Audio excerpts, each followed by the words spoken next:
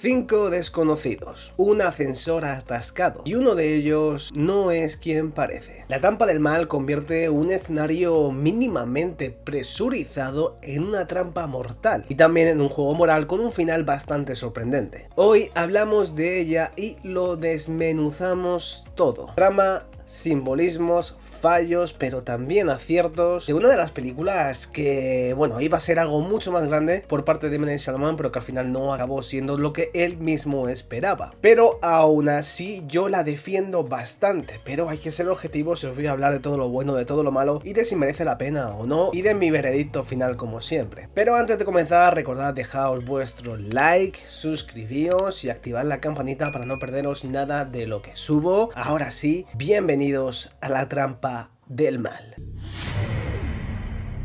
La trampa del mal es un thriller sobrenatural dirigido por Jon Erik Douder, basado, y aquí viene lo importante, en una historia del gran M. Night Shyamalan, que aquí en este canal se le defiende muchísimo. Pero aunque la historia sea de él, el guión corrió al cargo de Brian Nelson, que en lo personal, pues bueno, no he seguido mucho su trabajo, la verdad, por no decir que nada. La película fue estrenada en todo el mundo en septiembre del 2010, con un metraje bastante reducido de apenas 80 minutos, es decir, 1 hora y 20. Y aquí un dato interesante, fue producida como la primera película de esta especie de evento, proyecto, no sé muy bien cómo definirlo, llamado The Night Chronicles. The Night Chronicles era algo así como una especie de saga en la que se contaban varias historias que tenían algo en común. Algo así como el de Dark Universe, que salió mal con la película de la momia, pero en el punto del terror y con el diablo y M. Night Shyamalan detrás, que Dios nos libre, y que tenía buena punta, porque la trampa del mal a mí al menos me entretiene bastante siempre que la veo, con sus pros y con sus contras, ¿no? Pero siempre me entretiene. Pero aviso de que a partir de este momento hay spoilers completos de la película. Si no la viste y quieres mantener el misterio, vuelve luego después de verla, y si la has visto y eres un defensor, déjamelo ahí en los comentarios pa' que chocamos los 5. En un rascacielos de Filadelfia, 5 desconocidos quedan atrapados en un ascensor: un vendedor de colchones, un ex marine mecánico, una joven, una mujer mayor y un guardia. Mientras ellos están encerrados fuera en lo que es el edificio, los equipos de seguridad y 2 detectives siguen la situación, monitorean lo que está ocurriendo. Pero a medida que pasa el tiempo van ocurriendo extraños eventos, extrañas circunstancias. Las luces van y vienen, marcas raras en la piel de cada uno de los individuos y lógicamente también la violencia. Pero lo chido, lo gordo, lo crack, ¿no? La bestia viene desde la sala de seguridad, donde uno de los guardias dicen que ve una figura que no es humana a través de los monitores. Y aquí viene el gran giro final, ¿no? Donde se manifiesta, donde se da a entender y se revela que la figura esta que ve el guardia de seguridad, que no es humana, es en realidad la anciana que está con ellos en el ascensor, que para más Inri, pues lógicamente esa figura es el diablo. Por eso la película en su idioma original se llama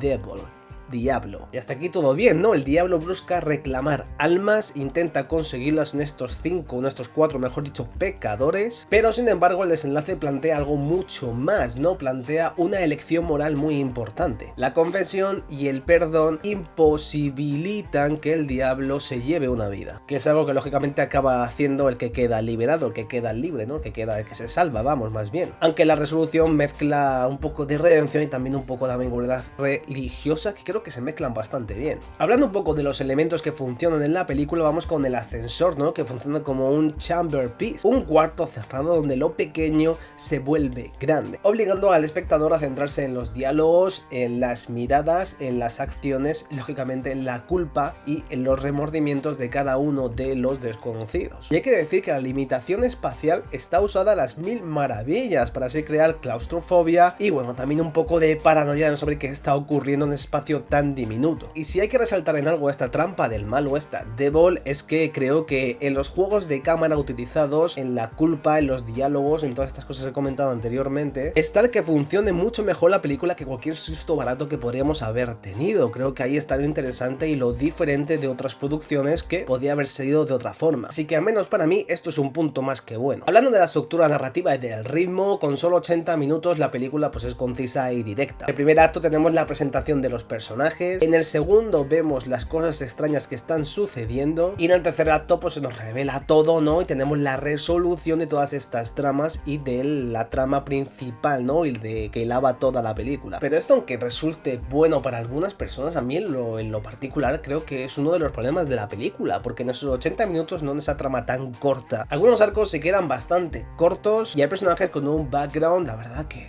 no merece ni la pena comentarlo. Y es que claro, si no reciben suficiente espacio, pues tampoco hay mucho que contar. Entonces es una balanza que queda un poco desequilibrada para la película. Y yendo un poco al guión, la historia de Shalaman y de Nelson toma la forma de una fábula moral: la culpa, el juicio y la expiación. Pero ese tono religioso funciona si aceptas la premisa de lo que te están contando, porque si de lo contrario la rechazas, puede ser una película mucho más esquemática y bueno, no te va a entrar del todo. Porque el giro de la cinta, el giro particular del guión, no lo que os he comentado antes, no busca la espectacularidad ni lo épico, sino el dilema moral. Es ahí lo que hace grande a esta trampa del mal y lo que tanto me gusta a mí.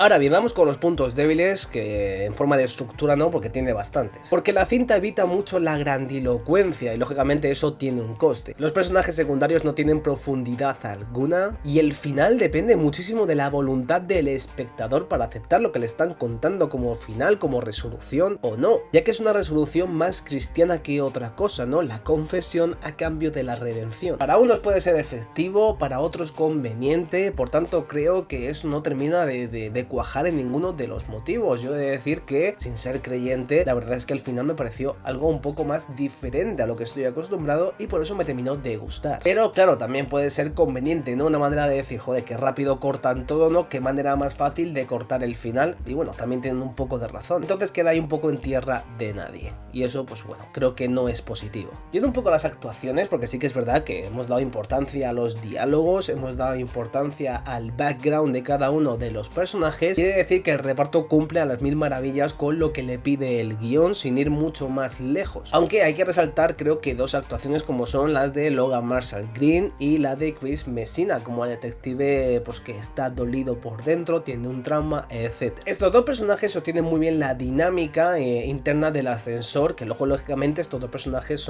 tienen un vínculo, ¿no? En el final de la película, que es lo que solventa y resuelve todo. Y por otro punto, la actriz Jenny O'Hara, que es la que interpreta a la anciana, pues bueno, creo que da esa percepción o esa figura inquietante que pide y que reclama la cinta. Digamos que esta trampa del mal en cuanto a actuaciones es una pieza coral muy pequeña, muy limitada, porque la contención es la virtud de la cinta, porque aquí los silencios y las miradas valen mucho más que cualquier frase que puedan llegar a decir. En cuanto a la dirección, creo que John Eric Dowdle opta por planos contenidamente móviles dentro de lo que, pues bueno, es posible dentro de un ascensor, tratando de escalonar la tensión sin caer en el amaneramiento, y eso logra que funcione muy bien en tono dinámico de la cinta, así que por esa parte creo que ha hecho un buen trabajo. En cuanto a la fotografía, creo que hay cosas interesantes, porque al ser una película basada todo en un ascensor prácticamente, aquí la luz, pues bueno, tampoco es que sea muy manejable, pero está muy bien plasmado también un poco en el montaje, ¿no? Porque la luz, vemos que tenemos la luz artificial del ascensor, que también se mezcla con la oscuridad de los tubos, de los conductos, etcétera, pasando desde la claustrofobia a una sensación de vigilancia, que eso hace pues que escalone mucho más la tensión. Así que dentro de lo que tenía, creo que ha hecho un trabajo espectacular, dentro de que luego lo que son los planos y demás tampoco hay mucha amalgama, ¿no? Para elegir, pero bueno, en ese punto lo que es la luz creo que funciona muy bien. Y vamos un poco con los temas y con las lecturas que se puede sacar a esta de bola, esta la trampa del mal. En primer lugar tenemos el juicio y la culpa colectiva, ya que en la cinta vemos como cada personaje tiene una culpa que expiar y que el diablo, o sea,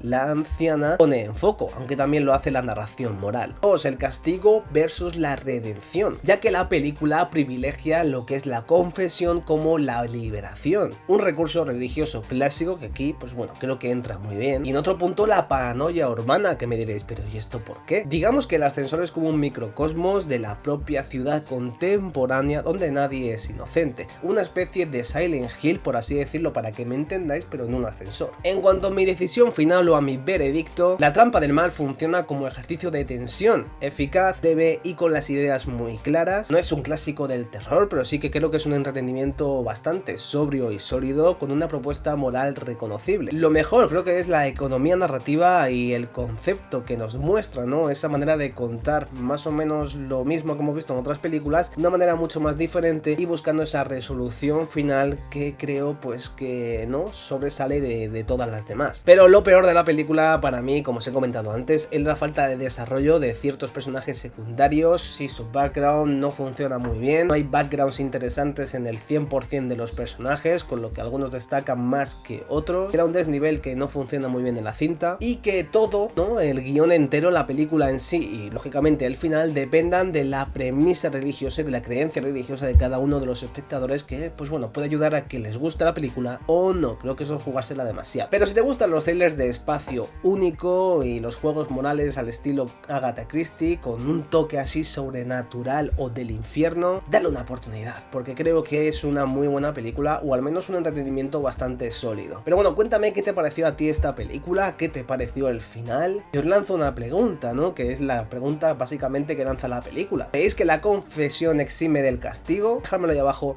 en comentarios. Bueno, hasta aquí el vídeo de hoy. Si os ha gustado el vídeo, pues un like, si no pues un dislike, que no pasa absolutamente nada. Recordad suscribiros, activar la campanita. Recordad que nos vemos en próximos vídeos como siempre aquí en No Solo Cine.